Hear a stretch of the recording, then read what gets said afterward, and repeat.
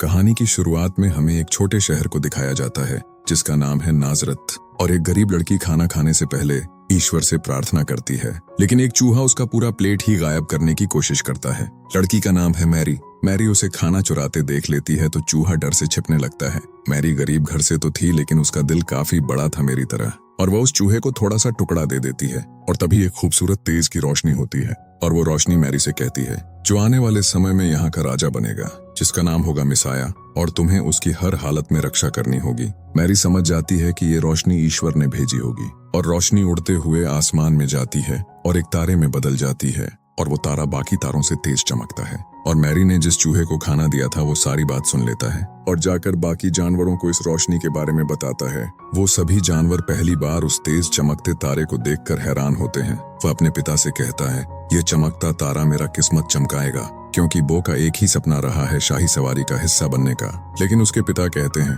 तुम्हें इतना बड़ा सपना नहीं देखना चाहिए और अपने काम पर ध्यान दो। और तभी एक पक्षी आता है जिसका नाम है देव। वह अपने गधे दोस्त बो को बताता है कि आज शाही सवारी निकलेगी। इतना सुनते ही वह अपने पिता को कहता है कि उस सितारे ने मेरे किस्मत को बदलने की शुरुआत कर दी है, जो एक दिन शाही सवारी का हिस्सा जरूर बनेगा। वह बहुत तरकीबें भी निकालता है रस्सी से आजाद होने की। वह रस्सी से तो आजाद हो जाता है, लेकिन उस चक्की का हाल बहुत ही बुरा कर देता है। और तभी उस चक्की का मालिक आ जाता है। वह चक्की का ऐसा हाल देखकर गुस्से में बो को मजबूती से बांध देता है।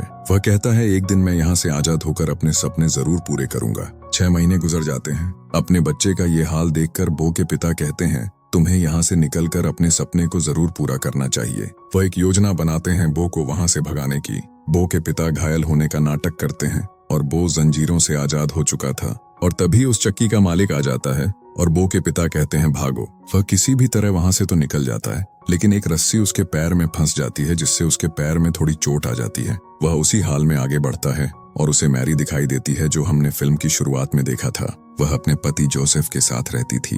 वह मैरी के घर में आकर टेबल के नीचे छिपा रहता है। मैरी टेबल के नीचे देखती है तो उसे वह दिखाई देता है। वह देखती है कि गधे के पैर में चोट लगी है और अपने रुमाल और एक लकड़ी की मदद से उसके पैर में बांध देती है। मैरी का ये अच्छा व्यवहार देखकर गधा सुरक्षित महसूस करता है, लेकिन जोसेफ गधे को घर में देखता है तो धक्का देकर निकालने की कोशिश करता है। मैरी उससे कहती है कि हम दोनों के अलावा इस घर में कोई नहीं, क्यों ना हम इसे रख लें। जोसेफ मैरी की बात मान लेता है और रात में मैरी जोसेफ को उस सितारे की पूरी बात बता देती है। जोसेफ थोड़ा घबरा जाता है और सोचने समझने के बाद वो भी आने वाली परिस्थितियों का सामना करने के लिए तैयार हो जाता है।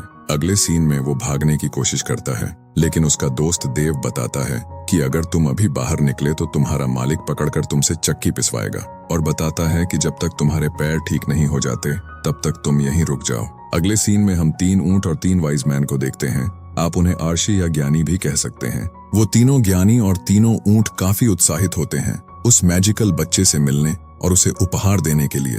जब वो लोग राजा के महल पहुंचकर ये संदेश देते हैं तो राजा को लगता है ये सारे उपहार उसके लिए हैं, लेकिन वो तीनों ज्ञानी उसे बताते हैं कि ये सिर्फ मैजिकल बेबी के लिए हैं, जो आगे चलकर यहाँ का राजा बनेगा, और अभी तक उसका जन्म नहीं हुआ है। राजा इतना सुनते ही उन सभी को गिरफ्तार कर लेता है और अपने 2 खतरनाक सिपाही और 2 खतरनाक कुत्ते को उस मैजिकल बच्चे को पैदा होने से पहले ही मारने के लिए भेज देता है। पता चलते ही शिकारी कुत्ते मैरी के घर की ओर बढ़ते हैं। मैरी का पति गधे को अपने गाड़ी में बांधने की बात करता है, क्योंकि उन्हें अब बैतलहम शहर की ओर जाना है। लेकिन वो ये शहर छोड़कर नहीं जाना चाहता, क्योंकि अगर वो राजा से दूर हो गया तो शाही सवारी का हिस्सा नहीं बन पाएगा, और वो दोनों पैदल ही निकल जाते हैं। और तभी मैरी के घर राजा द्वारा भेजे हुए शिकारी कुत्ते और एक सिपाही पहुंच जाते हैं। वो देव से कहता है, मैरी की जान बचाओ, कुछ भी करके उनका ध्यान भटकाओ। कुत्ते बो से मैरी को पूछते हैं, लेकिन वो उन्हें कुछ नहीं बताता।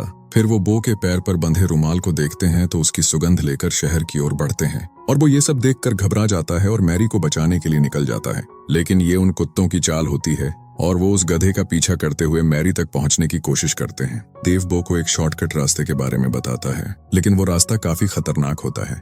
वो सारी कहानी रुद्ध को बता देता है। रुद्ध बो को बताती है कि वो भी आने वाले मैजिकल बेबी का बेसब्री से इंतजार कर रही है, और बो के साथ वो भी मैरी को बचाने निकल जाती है। और इधर हम देखते हैं कि तीनों ऊंट राजा के महल में जाकर वो सारी बात सुन लेते हैं कि उस बच्चे तक कैसे पहुंचकर उसे मारना है। राजा उन तीनों ज्ञानी को रिहा कर देता है, ये बताकर कि अपने होने वाले राजा को ढूंढकर ये सारे उपहार दे दो जो तुम लोग इतनी दूर से लाए हो। लेकिन वो तीनों ऊंट समझ जाते हैं कि इनके जरिए वो मैजिकल बेबी के पास पहुंच जाएगा और उसे खत्म कर देगा। और दूसरी तरफ वो मैरी को उन शाही शिकारी कुत्तों को अपनी भाषा में बताकर उन्हें चेतावनी देता है, लेकिन उन दोनों को बो की भाषा समझ में नहीं आती। वो पीछे देखता है तो शाही शिकारी कुत्ते उन्हें ढूंढते हुए बाजार में पहुंच चुके हैं और बो मैरी का शॉल मुंह से पकड़कर आगे ले जाता है ताकि उसे छिपा सके। लेकिन वो शिकारी कुत्ते और सिपाही मैरी को देख लेते हैं। वो सिपाही अपने दोनों कुत्तों को एक जगह बांध देता है और मैरी को मारने के लिए आगे बढ़ता है। बो और उसके सभी साथी देखते हैं कि ये खतरनाक सिपाही मैरी पर हमला करने आ रहा है, तो देव उसे रोकने के लिए रुद्र को भेजता है। मेरी समझ जाती है कि ये सारी गड़बड़ बो की वजह से हुई है और उन्हें बाजार से निकाल दिया जाता है। मेरी का पति जोसेफ इस बात से बहुत गुस्सा होता है कि हमें बेवजह बाजार से निकाल दिया गया इस गधे की वजह से। वो ये सब सुनकर बहुत बुरा महसूस करता है और वो अपने दोस्त देव को लेकर उनसे दूर चला जाता है। मेरी जोसेफ से कहती है, तुम्हें ऐसा नहीं करना चाहिए था क्योंकि मेरी बो को अकेला नहीं छोड़ना चाहती। जो खतरनाक सिपाही कुएं में गिरा था वो बाहर आकर फिर से मेरी का पीछा करता है। बो और देव बहुत आगे आने के बाद देखते हैं कि सामने ही शाही सवारी है और तभी बो के पैर से मेरी का बंधा हुआ रुमाल का टुकड़ा उड़ जाता है। वो ये देखता है तो उसे मेरी की फिक्र होने लगती है और देव से कहता है मुझे मेरी के पास जाना होगा उसे बचाने। देव उसे कहता है हम तो मंजिल के करीब हैं, यही तो हमारा सपना था, और कहता है जहां तुम रहोगे वहां मैं भी रहूंगा। वो दोनों मेरी को ढूंढने निकलते हैं, जिसकी वजह से जोसेफ को बहुत ज्यादा गुस्सा आता है और वो सारा गुस्सा मेरी पर निकालता है। मेरी को बहुत ही बुरा लगता है और वो अकेले ही आगे जाने लगती है और जोसेफ को भी काफी बुरा लगता है। और तभी वो आ जाता है। वो जोसेफ को धक्का देता है कि तुम भी मेरी के साथ जाओ। वो भागते हुए मेरी के पास जाता है और उससे माफी मांगता है और ये भी कहता है कि आने वाली कोई भी मुसीबत हो हम मिलकर उसका सामना करेंगे। उसके बाद मेरी बो पर बैठकर सभी आगे बढ़ते हैं और मेरी को मारने के लिए सिपाही भी आता है। जोसेफ मेरी से कहता है कि हमें यहीं कहीं रुकना चाहिए ताकि तुम आराम कर सको, लेकिन बो का मालिक उसे देखते ही पकड़ लेता है। उसके दोस्त उसे बचाने की कोशिश करते हैं लेकिन असफल रहते हैं। और हम दूसरी तरफ देखते हैं कि वो तीनों ज्ञानी बच्चे को ढूंढने के लिए उसी शहर में आ चुके थे और बो का पुराना मालिक उसे घसीटते हुए अपने फार्म में लाता है और बांध कर चला जाता है। वो उस चमकते तारे को देखता है और कहता है मुझे मेरी को बचाना होगा, नहीं तो मैजिकल बेबी इस दुनिया में कभी नहीं आ पाएगा। ये बात वहाँ के जानवर सुनते हैं तो बो को बताते हैं। इस तेज चमकते सितारे की रोशनी पिछले 9 महीने से इस मैंगर के ऊपर पड़ रही है और हमारी नींद उड़ी हुई है। वो समझ जाता है कि मैजिकल बेबी का जन्म यहीं होगा और उन्हें शाही सिपाही और शिकारियों के बारे में बताता है। वहाँ के जानवर बो को वहाँ से निकालने में मदद करते हैं। बो जैसे ही बाहर आता है तो उसके दोनों दोस्त मिलते हैं। बो को बताते हैं कि वो खतरनाक सिपाही यहाँ तक पहुँच चुके हैं। वो दोनों कहते हैं हमें किसी की मदद लेनी होगी। देव और शीप किसी की मदद लेने के लिए निकल जाते हैं। देव को ज्ञानी के तीनों ऊंट मिलते हैं और शीप अपने प्रजातियों से मदद मांगती है लेकिन कोई उसकी नहीं सुनता। और तभी वही रोशनी होती है और उन्हें बताती है कि उस बच्चे को किसी भी हाल में बचाना होगा। सभी उसकी मदद करने के लिए निकल जाते हैं और हम दूसरी तरफ देखते हैं कि मेरी और जोसेफ को अभी तक कोई कमरा खाली नहीं मिला है। मेरी दर्द से नीचे बैठ जाती है और बो भी वहीं पहुंच जाता है। सिपाही भी उनके पीछे उसी शहर में उन्हें ढूंढ रहा था। बो उन्हें खींचने लगता है और मेरी उसके ऊपर बैठ जाती है। वो उन्हें वहीं ले जाता है जहां सितारे की रोशनी पड़ती है। वहां के सभी जानवर उस जगह को मेरी के लिए साफ करते हैं। वो बाहर निकलकर देखता है तो उसे शिकारी कुत्ते और सिपाही दिखाई देते हैं। वो दोनों कुत्तों को तो मार देता है लेकिन सिपाही से लड़ नहीं पाता और तभी बहुत सारे शीप उस सिपाही पर हमला करते हैं और तभी वो तीनों ऊंट भी आ जाते हैं। उस सिपाही को ऐसा धक्का देते हैं कि उनकी चैन उसके पीछे अटक जाती है, जिससे वो घसीटते हुए तीनों शिकारी खाई की ओर लटक जाते हैं और वो दोनों शिकारी कुत्ते मदद की भीख मांगते हैं। सिपाही के पैर में कुत्तों की जंजीर फंसी होती है जिससे वजन ज्यादा रहता है। वो उन्हें निकालता है और नीचे की ओर फेंकता है।